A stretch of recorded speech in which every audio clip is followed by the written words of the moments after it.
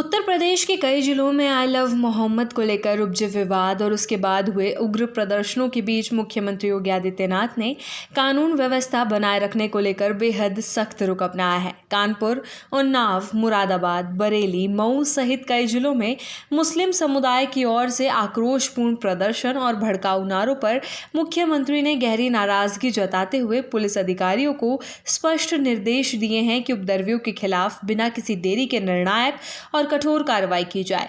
मुख्यमंत्री ने शुक्रवार रात कानून व्यवस्था की समीक्षा बैठक में अधिकारियों से स्पष्ट कहा कि दशहरा बुराई और आतंक के अंत का पर्व है और इसी भावना के अनुरूप अब ऐसे तत्वों के विरुद्ध कठोर कार्रवाई की जानी चाहिए। उन्होंने कहा कि अब और इंतजार करने की आवश्यकता नहीं है, यही समय है, यही सही समय है। योगी ने कहा कि यह उग्र प्रदर्शन और नारेबाजी प्रदेश के शांतिपूर्ण माहौल को बिगाड़ने की एक सुनियोजित साजिश का हिस्सा है, जिसे किसी भी कीमत पर बर्दाश्त नहीं किया जाएगा। उन्होंने निर्देश दिए कि ऐसे सभी मामलों में तत्काल एफआईआर दर्ज की जाए और आयोजन के पीछे जो भी मास्टरमाइंड है उनकी पहचान कर उनकी संपत्ति तक की जांच की जाए। मुख्यमंत्री ने साफ कहा कि इन जुलूसों और प्रदर्शनों के नाम पर अराजकता फैलाने वाले तत्वों को सरकार पूरी तरह से कुचल देगी।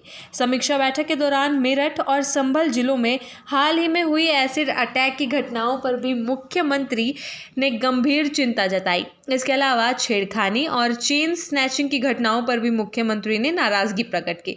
उन्होंने पुलिस विभाग को निर्देशित किया कि ऐसे मामलों में थाना स्तर से लेकर पीआरवी तक सभी की जवाबदेही तय की जाए। मुख्यमंत्री ने आगामी गरबा और डांडिया कार्यक्रमों के दौरान असामाजिक तत्वों द्वारा बहरूपियों के रूप में घुसपैठ को रोकने के निर्देश दिए और कहा कि आयोजकों के साथ समन्वय बनाकर कार्यक्रमों को शांतिपूर्ण ढंग से संपन्न करवाया जाए। शारदीय नवरात्रि के साथ शुरू हुए मिशन शक्ति 5.0 की प्रगति पर संतोष जताते हुए मुख्यमंत्री ने महिला अपराधों पर त्वरित कार्रवाई और दोषियों को सजा दिलवाने के लिए प्रभावी पैरवी पर जोर दिया। उन्होंने सभी एडीजी जोन को निर्देश दिए कि दशहरे के बाद थानावार समीक्षा कर छेड़खानी, चेन लूट और एसिड अटैक जैसी घटनाओं की रिपोर्ट प्रस्तुत की जाए। मुख्यमंत्री ने यह भी स्पष्ट किया कि त्योहारों के दौरान किसी भी असामाजिक तत्व को प्रदेश में अशांति फैलाने की अनुमति नहीं दी जाएगी।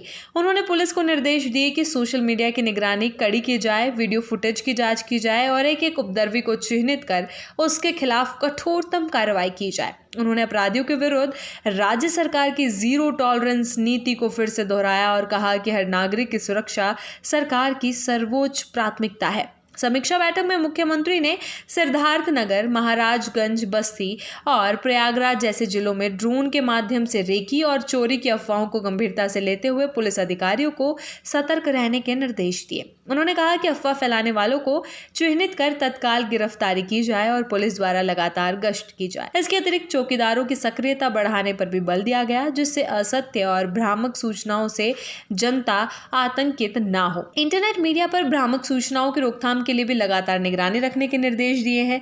मुख्यमंत्री ने कहा कि सोशल मीडिया पर फैलाए जा रहे झूठ और अफवाहों का स्रोत जल्द से जल्द पकड़ा जाए और उसके खिलाफ कड़ी कार्रवाई की जाए।